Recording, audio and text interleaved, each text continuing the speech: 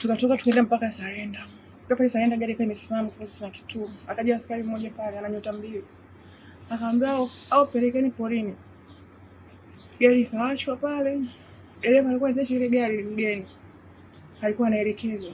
Kunja hivi, nenda hivi. Tukapita Kawe. Tukakaa tukaenda mpaka Wazo hili juu kule.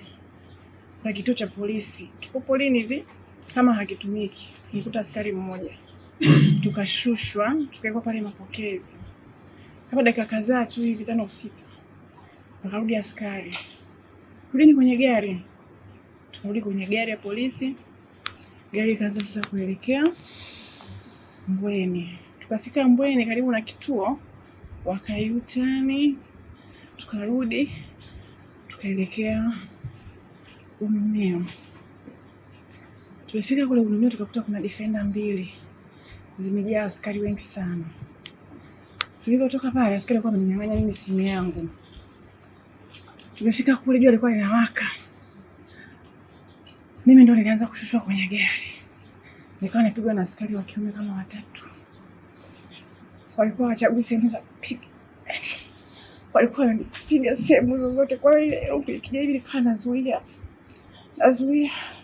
Wakanipiga kila sehemu. Usiletee simu nzuri afu wanatokana na matusi ya nguoni. Una cheo gani Chadema? Nikamwambia mimi sina cheo. Ulikuwa unamsaidia yule pale chini ni nani yako?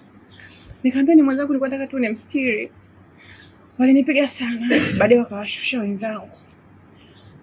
Pako tambarare tukaambiwa tulale tuangalie jua. Kabla sijakaa pale chini nilipigwa rungu nyingi sana nikajikuta nimedondoka. Nilipodondoka wakatuamrisha vueni viatu. Tukatuvua viatu kwa wakawa wanatupiga kwenye nyayo zile rungu. Mimi nilikuwa napigwa askari kama 4 peke yangu. Wakanipiga kwenye nyayo sana, baadaye nikakunja miguu. Nilipokunja miguu akawa anapiga kwenye magoti. Yaani nimepigwa sana kwenye magoti. Piga sana kwenye magoti. Piga sana baadaye nikaona kama nakufa nikageuka. Nikalala hivi. Nikajua labda wataniacha. Nilipolala wakaja wakaninyanyua. Sikujua kwa nini walikuwa wanadili sana na mimi. Wakaniweka pembeni, wakaniita. Toa password kwenye simu. Mikono yangu muda huo ilikuwa imepigwa sana, vidole nimekunja siwezi kutoa ile password. Wakanipiga sana askari kama 4 au 5 ya kila sehemu. Wale toa password usiletee uzuri afu anatoka na matusi ya nguoni.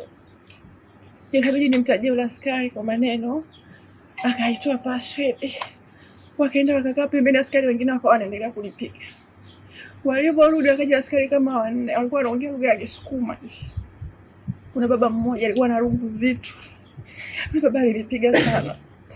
Piga mgongoni, wakaninyanyua. Wakaniambia nilikuwa nimebeba wallet.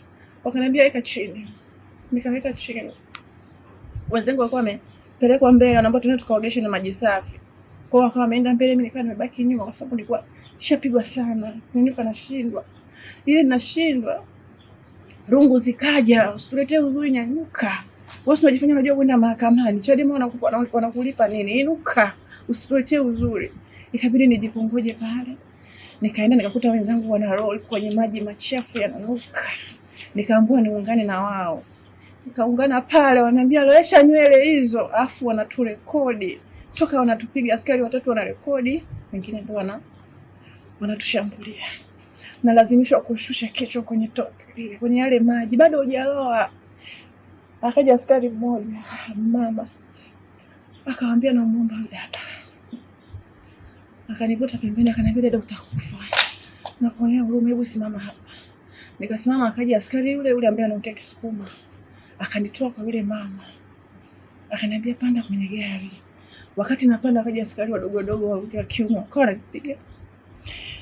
Kokoni wamenipiga sana sehemu hizi zote. Lazimisha kupanda kwenye gari na dondoka. Na bosi tuletee uzuri peleka kwa mwanaume wako. Tuletee sisi uzuri panda.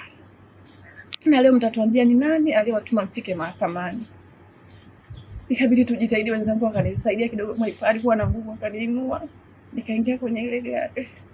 Kwenye ile gari tunalazwa chini, wao miguu yao wanaweka juu. Tukaondoka pale, wakatupeleka kituo cha Mbweni.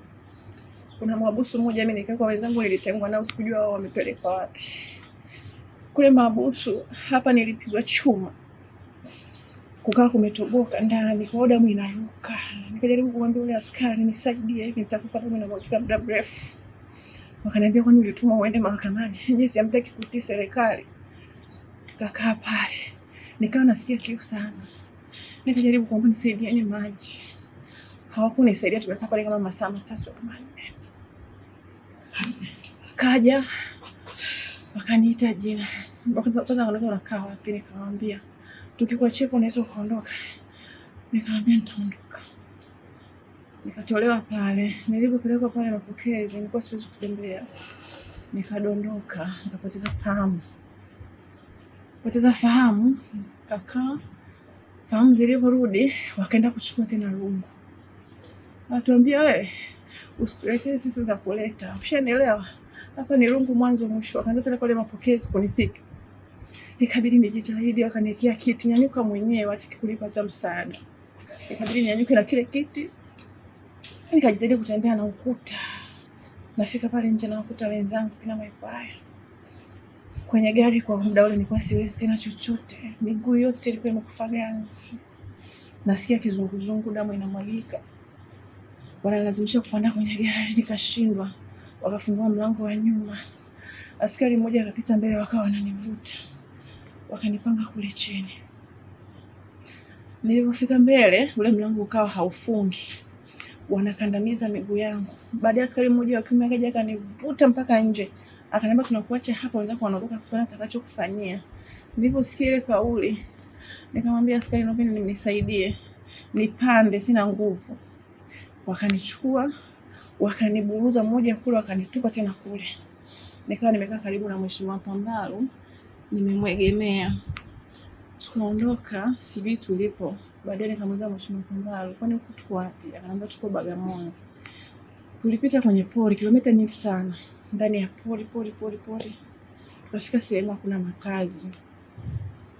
Wakaambia washuke. Mimi kwa sababu nilikuwa siwezi kuinuka, akaja askari wa kiume akanivuta miguu, akanitupa chini barabarani. Akaja Mwaipaya akanisaidia kuinuka, akasema tuondoke kwenye ile eneo kwa sababu wanaweza wakatuma wengine au wenyewe wakarudi, tujitahidi. Kwa wale ambao walikuwa hatuwezi kutembea kabisa, wale wenye nguvu wakawa wanatusaidia sisi. Tukamove tukaenda upande wa pili ili kwenda kujificha kwenye chaka lingine. Tukamwona mwanafunzi anapita mdogo. Wakamwita akamwambia Fungu tusaidie kutuitia bodaboda. Kale katoto kakaenda. Bodaboda wakaja pale kama watoto 4.